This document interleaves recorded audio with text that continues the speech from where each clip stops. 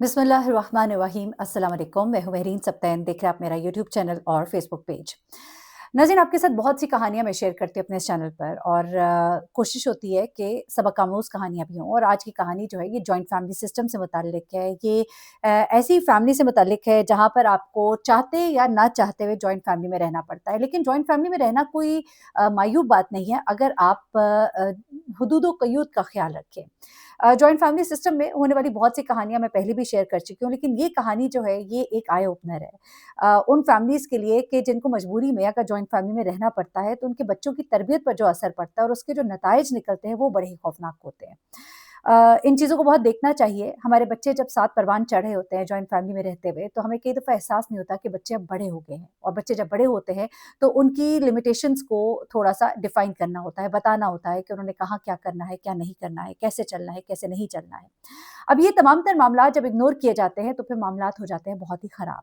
अब मैं आपको जो कहानी सुनाने जा रही हूँ, ये हमारी बहन है, उन्होंने शेयर की है जो कि जॉइंट फैमिली में रहती थीं और जॉइंट फैमिली में रहते हुए उन्होंने क्या चीज़ें फिर देखी कि उन्हें चारों नाचार अलग होना पड़ा, बहुत लड़-झगड़ के अलग होना पड़ा क्योंकि अब बात आ गई थी उनके बच्चों की। जब तक बात थी उनकी अपनी ज़ात की, तो वो उन सब चीज़ों को बर्दाश्त करती रहीं। नायला इनका नाम रख लेते हैं साहिबा का क्योंकि वो अपना नाम नहीं डिस्क्लोज़ करना चाहती, लेकिन उन्होंने लोगों की अवेयरनेस के लिए स्पेशली ये स्टोरी मेरे साथ ऑडियो मैसेज पे शेयर की है और मैं वो स्टोरी जो है आपको बयान करती हूँ। वो बताती हैं कि जब उनकी शादी हुई तो जॉइंट फैमिली थी, उनके 2 जेठ थे, फिर उनका मियाँ, उनका शौहर और उसके बाद एक और भाई था। ये 4 भाई थे और ये एक कनाल का घर था और कनाल के घर में इनके इस तरह से पोर्शन थे कि ऊपर जो है 2-2 कमरे जो हैं दोनों भाइयों को दिए हुए थे, ऊपर 4 कमरे थे और नीचे जो हैं 3 कमरे थे। 3 कमरों में से 1 कमरा इनको दिया हुआ था, एक गेस्ट रूम था जहाँ पर उनकी एक ही बहन थी, वो जब आया करती थी या कोई मेहमान आता था, ठहरता था और एक में सास-ससुर होते थे। तो इस तरह से इन्होंने कनाल के घर में माशाल्लाह 7 कमरे बनाए हुए थे और 7 कमरों में ये सब जो है रिहाइश-पज़ीर थे। अच्छा, इनका जो एक बेटा था वो दूसरे शहर में होता था, इसलिए उसका कमरा जो है वो गेस्ट रूम, बहन का कमरा और सबका इस तरह करके इस्तेमाल होता था।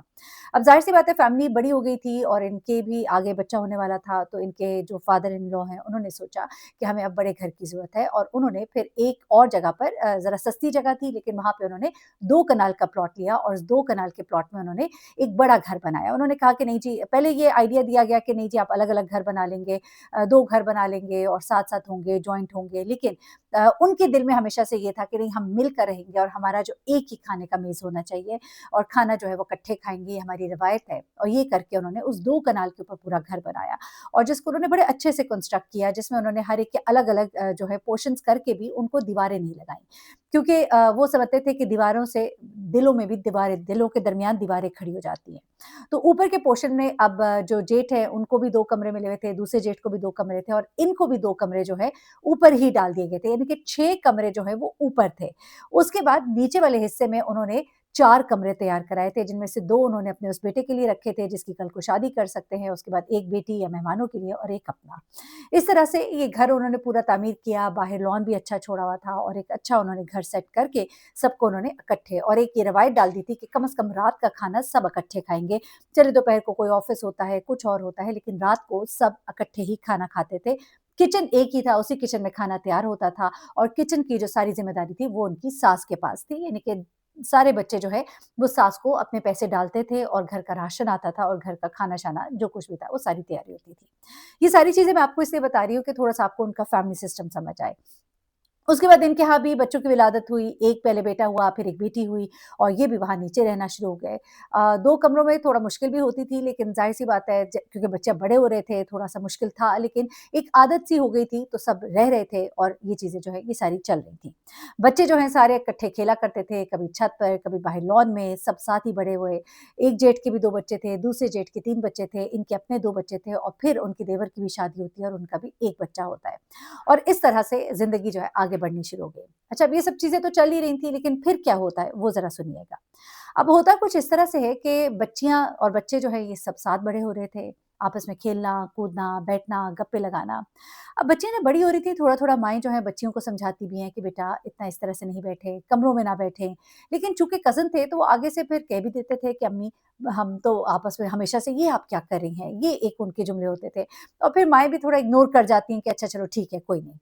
अब कुछ चीज़ें उन्होंने अपने घर में महसूस करना शुरू की। नायला कहती हैं कि मेरी बेटी जो है वो बड़ी हँसमुख थी, बड़ा सबके साथ उठना-बैठना, मिलना-जुलना, लेकिन कुछ अरसे से वो कहती है मैंने नोट किया वो कुछ घबराई-घबराई रहती है।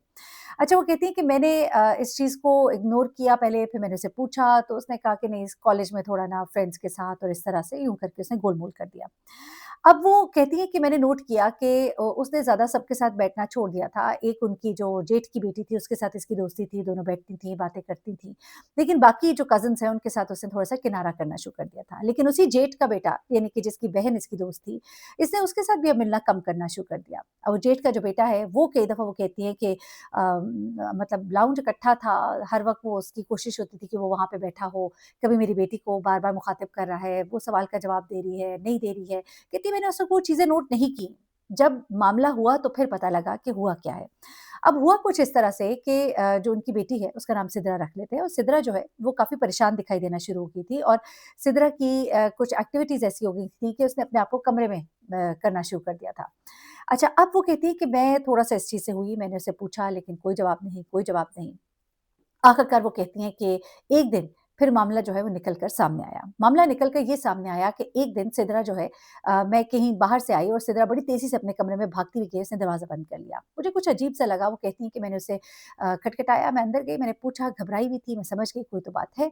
पहले तो उसने आय-बाय शाँय की लेकिन फिर उसने मुझे कहा कि अम्मी जो तलहा है वो मुझे मतलब मैं उस मुझे उसकी बातें अच्छी नहीं लगती। उसने मेरा हाथ पकड़ा 1-2 बार पहले भी उसने इस तरह की हरकत की, मुझे अच्छा नहीं लगा। वो कहती है मेरे पाँव तले ज़मीन निकल गई, मैं तो तलहा को बिल्कुल बेटों की तरह लेती थी और मेरे लिए ये बात जो है ये बिल्कुल काबिल कबूल नहीं थी। मेरा अपना बेटा भी है और वो बड़ी इज़्ज़त से सबके साथ मिलता है और मैं नहीं सोच सकती कि उसकी तरफ से कोई ऐसी हरकत कभी हुई होगी। वो कहती है मुझे ये बात बड़ी बुरी लगी, मैंने काफ़ी देर सोचा, मैंने सोचा कि एक ही जगह पे रह रहे हैं, ऐसे होता होगा तो ये बड़ा गलत हो जाएगा। मुझे अपनी जेठानी से बात करनी चाहिए। अब ये वो सोचती रही, अब उन्हें थोड़ी-सी हेजिटेशन भी हो रही थी, ये ना हो मेरी बात को नेगेटिव ना ले। अब ये करके उन्होंने पहले सोचा अपने शौहर से बात करूँ, फिर वो कहती हैं कि नहीं ये ना हो मर्दों में कोई लड़ाई-झगड़ा हो जाए, कोई बात बढ़ जाए, तो कहती है मैंने इसीलिए सोचा कि मुझे अपनी जेठानी से बात करनी चाहिए। फिर वो कहती है कि मैं अपनी जेठानी के पास रात को गई, हमने चाय पकड़ी और बात शुरू की और फिर मैंने उसको बातों-बातों में सारी बात बताई जो मुझे सिदरा ने बताई। कहती कि मैं एक्सपेक्ट कर रही थी कि वो शर्मिंदगी का इज़हार करेंगी और कहेंगी कि मैं उसको सीधा करूँगी और इस तरह से, लेकिन वो कहती हैं कि उसने तो बड़े गुस्से से मग्गा जो है वो मेज़ पे रखा और कहा कि तुम मेरे इतने शरीफ बेटे के ऊपर इल्ज़ाम लगा रही हो, तुम्हारी तो बेटी जो है उसकी हरकतें मुझे पता लगती रहीं लेकिन मैंने कुछ बोला नहीं। वो कहती है मैं दंग रह गई उनकी शक्ल देखकर और फिर पता लगा कि उनके बेटे को शायद ये शक था कि मैं कुछ कह सकती हूँ, तो उन्होंने अपनी माँ को पहले ही मेरी बेटी के बारे में उल्टी-सीधी बातें कर दी थी।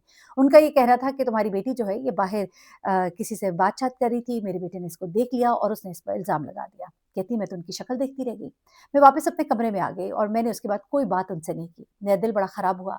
मैं बिल्कुल बातचीत बंद कर दी, अब वो सबको नज़र आता था। फिर मेरी सास ने मुझे बुलाकर पूछा। वो कहती हैं कि मैं अपनी सास के सामने फट पड़ी, मैंने उनको सारी बात बता दी। उनको भी बड़ा अजीब लगा, उन्होंने फिर मेरी जेठानी को बुलाया और जेठानी ने एक बार फिर वही इल्ज़ाम मेरी बेटी पर लगा दिया। मैं सख्त शर्मिंदा भी हुई, बेटियों की माएँ जो हैं इनकी इज़्ज़त जो है बड़ी नाज़ुक होती है, काँच की तरह होती है। और उसके बाद मेरी सास ने दोनों को चुप कराया और कहा कि आइंदा नज़र रखो अपने-अपने बच्चों पर और मैं आज के बाद ये बात ना सुनूँ।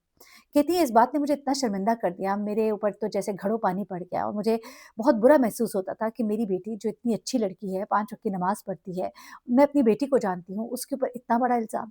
और मैंने जो उस दिन उसकी हालत देखी थी, वो ऐसी नहीं थी कि कोई पकड़े जाने पर होता है, बल्कि वो हालत वो थी कि वाक़ई उसके साथ कुछ हुआ था। उसके बाद उसने ये नोट किया कि अब जो वो लड़का था, जो तलहा था, वो बात-बात पे आते-जाते कोई न कोई टॉन्ट मारना, कोई न कोई ऐसा जुमला बोलना और उसकी हरकतें जो है ना वो बदतमीज़ाना होती जा रही थी। और ये चीज़ जो है वो कह रही है कि अब मेरी बर्दाश्त से बाहर हो रही थी।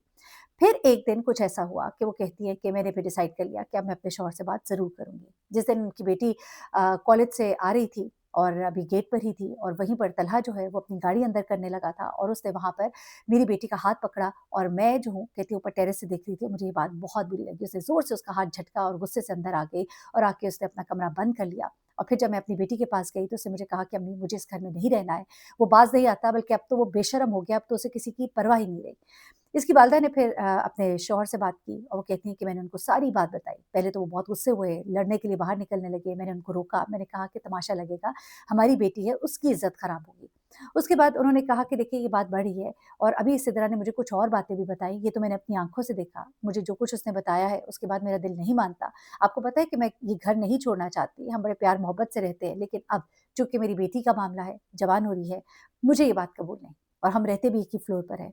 उसके बाद मेरे शौहर जो है उन्होंने बड़ा सोचा, अपने एक बड़े करीबी दोस्त हैं उनसे भी मशवरा किया, उन्होंने भी उनको यही मशवरा दिया और घर में अगर वो बताते कि मैं जा रहा हूँ तो मेरी जो सास हैं वो इस बात को और नेगेटिव लेती।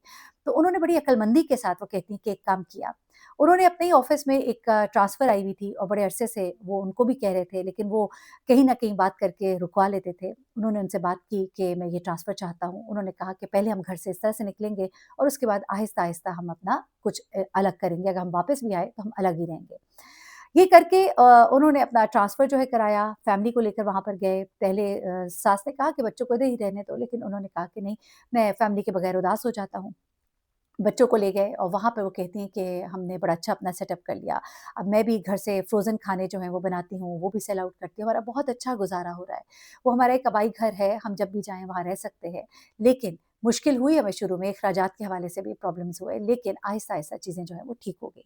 एनीवे जो कुछ भी है उन्होंने कहा कि ज़रूर इस बात को आप शेयर कीजिएगा कि बच्चियाँ जब बड़ी हो रही होती हैं, जॉइंट फैमिली में इस तरह के प्रॉब्लम्स होते हैं या तो मामलात को बड़ी आप बारीक-बीनी से देखें, वो कहती हैं ये चीज़ें मेरे सामने आ गईं, कुछ माएँ ऐसी भी होती होंगी जहाँ सामने नहीं आती होंगी।